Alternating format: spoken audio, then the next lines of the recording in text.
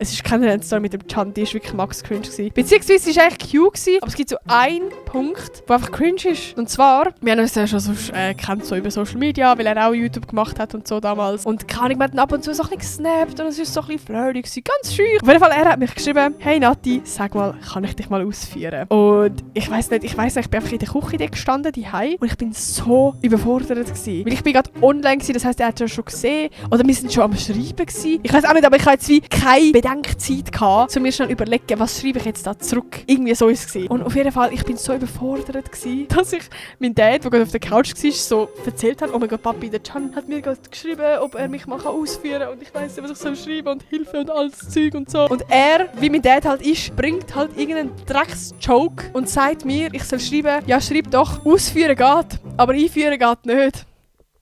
Und das Schlimmste ist jetzt, ich bin irgendwie so im Stress und im I don't know gewesen, dass ich ihm das geschrieben habe. Ich habe ihm geschrieben, ausführen geht, aber einführen geht nicht. Der Arm! Also ja gut, mittlerweile können wir darüber lachen, so, das ist einfach eine funny Story so. Aber in dem Moment, er ist so verunsichert gewesen. Er hat gemeint, er ist jetzt gerade fett gefriendzoned worden. Oh, der Arm! Ja.